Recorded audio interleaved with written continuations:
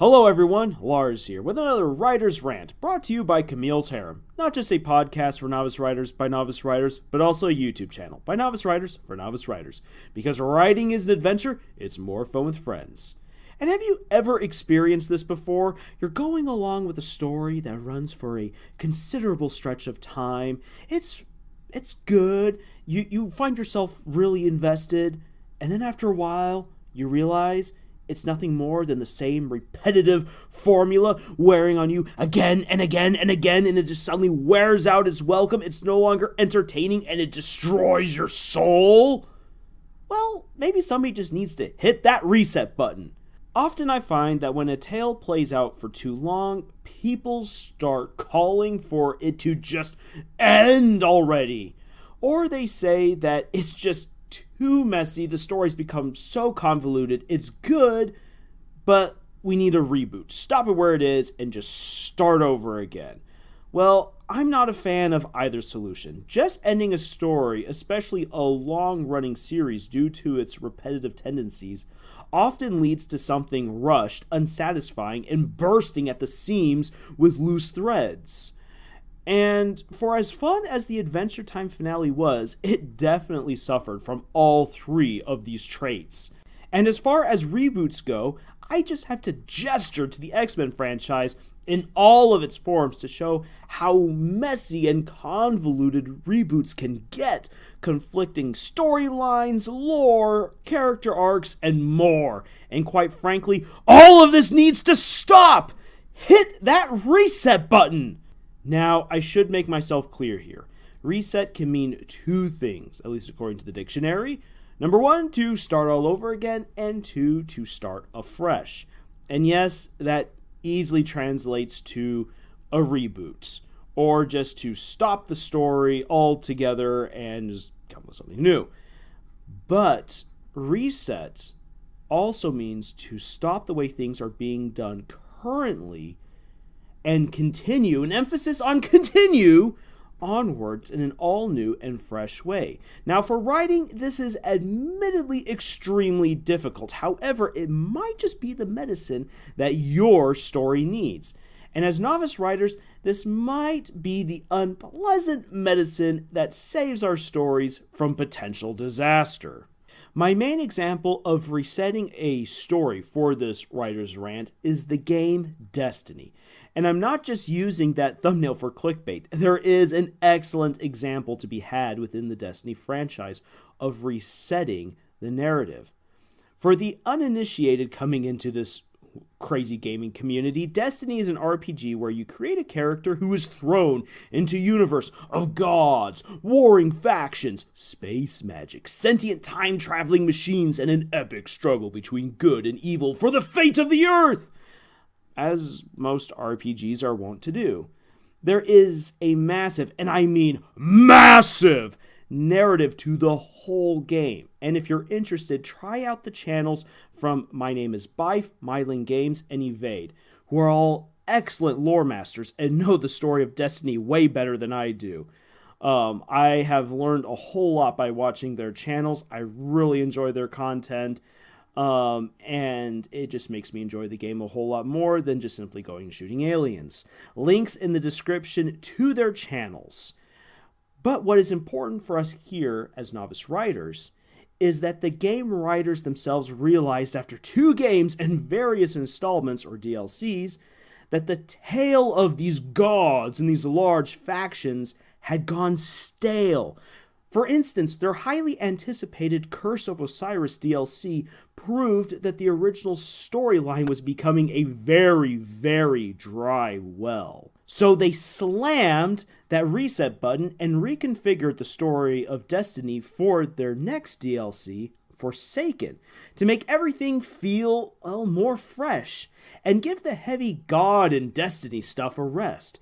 In a bold move to kill the series' most noticeable and well-liked character, Cade Six, they introduced players to a gripping story of Wild West shootouts throughout the asteroid belt, complete with OK Corral-esque showdowns and a bloody tale of revenge.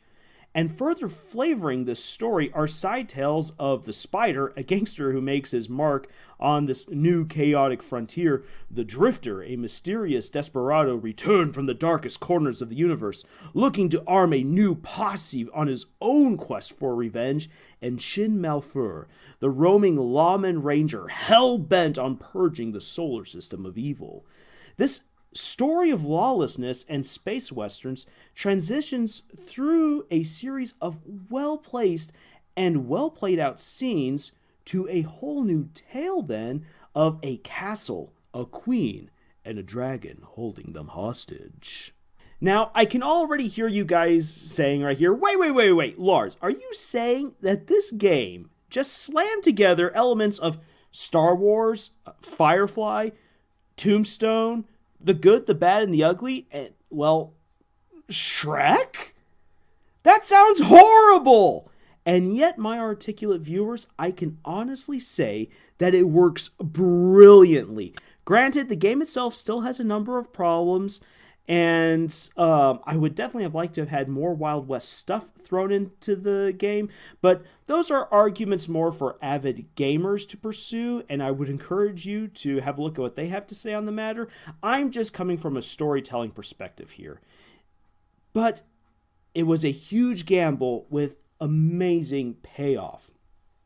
By taking the players out of the grandeur of these lofty tales of gods and grounding them in a simpler, bloody quest for revenge, everything became relatable and fresh, and the quest to the dragon was laid with tantalizing, well-thought-out clues that made the transition plausible and earned by the heroes.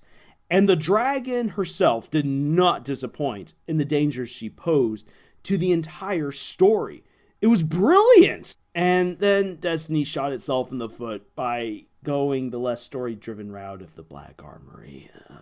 So just hitting the reset button doesn't always save you from your story going stale.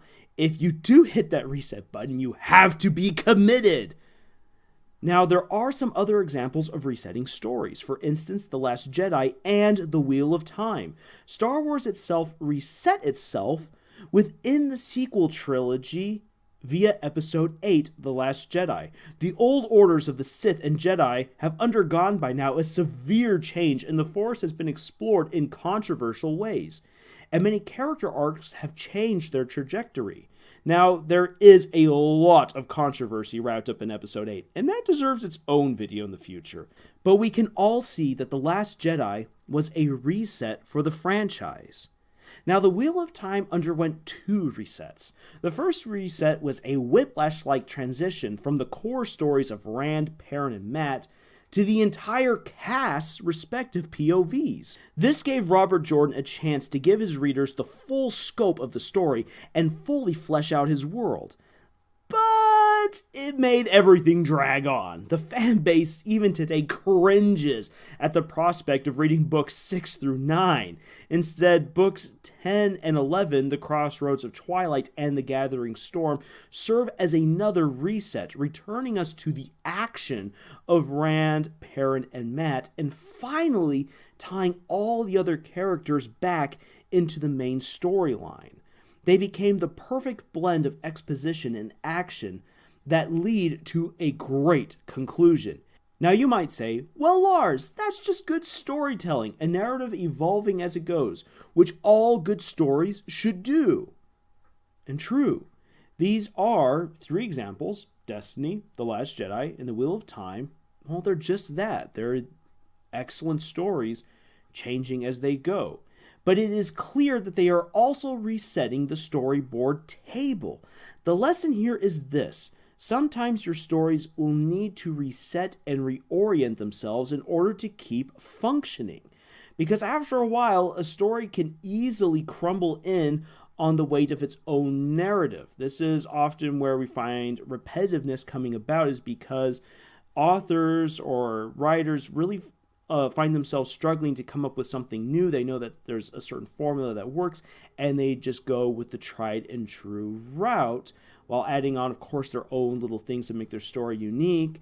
But once a story goes on for a long time, something such as The Wheel of Time, the Star Wars saga, or a game like Destiny, constantly going the same route eventually erodes the creative foundation of that story and starts causing it to cave in on itself. Really, what I'm talking about here is a problem for very long-running stories. But it's still something, though, for us to bear in mind as novice writers, either when we are critiquing other people's work or when we ourselves are maybe looking at a very massive project. Or also, think about it this way. Don't pump one well of creativity dry when you have so many others at your fingertips. And there's another lesson here as well. Resetting sometimes is starting anew.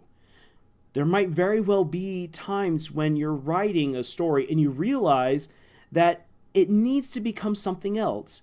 And if that's the case, then you must shift gears. Don't force your story to become something that it doesn't want to become.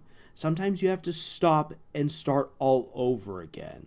That, as well as a subject that I really want to expand on in another rant, hopefully in the near future. So please stay tuned for that. For now, consider as you're writing, or as you're reading or watching other stories, that there are times when the narrative just needs to reset itself. Keep your eyes peeled for these story moments, because they can either be fantastic transitions that we can learn from for what you can do, or terrible moments of transition that we can then learn from. This is probably what we should not be doing.